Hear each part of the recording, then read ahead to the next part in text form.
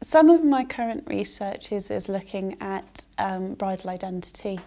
It's largely come from the work of my PhD student, Francine Brockhusen, who's interested in how that expectation to produce the perfect wedding ties women back into things like retraditionalisation. So, for example, rather than older notions of kind of getting married at the local church or whatever, you have to do this exaggerated performance of the good life.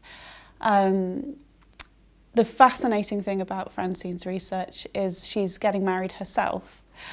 So she's engaging with a series of bridal communities whilst also looking forward to her own wedding, and trying to understand the kind of rhythms and flows of emotion through those websites.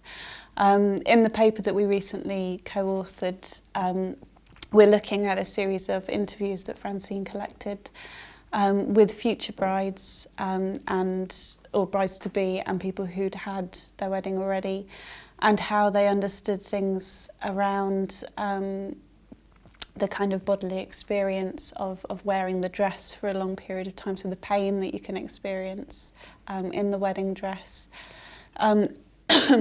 Also those feelings of those kind of very romantic narratives that we tell ourselves that almost tap into a range of other media about bridal identity, so things like bride wars, the runaway bride, big fat gypsy weddings. We have all of this kind of marital discussion going on in the media, and how quite often the participants' discussions almost mirrored those very romantic, idealised stories about ourselves. So the paper itself is largely kind of wrapped up in that idea of narratives and stories that we repeat and tell ourselves through sort of larger ideologies such as marriage.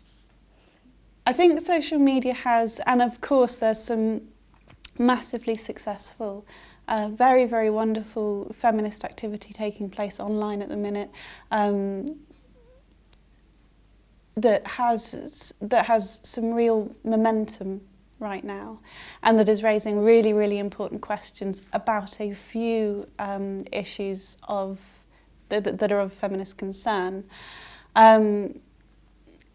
A lot of it is around the kind of idea of street harassment, which I think is a very important and significant debate, and something that definitely deserves an awful lot of voice and an awful lot of time. I think the dominance of those discussions, though, however, might end up hiding a range of other ways that sexism affects women on an everyday basis. That includes sexual harassment on the street, but could include a range of other practices. One of the things that I'm becoming increasingly interested in is the feminisation of the workforce.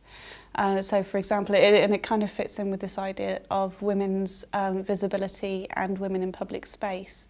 And equally, again, I think there's something really interesting that happens when women are that visible, and their ideas and their way of leadership or way of engaging in professionalism is trivialised, or it becomes framed within sort of, women work as a bitchy and catty and horrible to each other.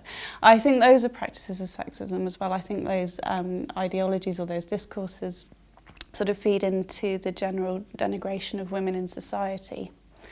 So that would be one of the spaces outside perhaps the forms of street harassment that women do experience on an everyday basis that are also important for us to consider.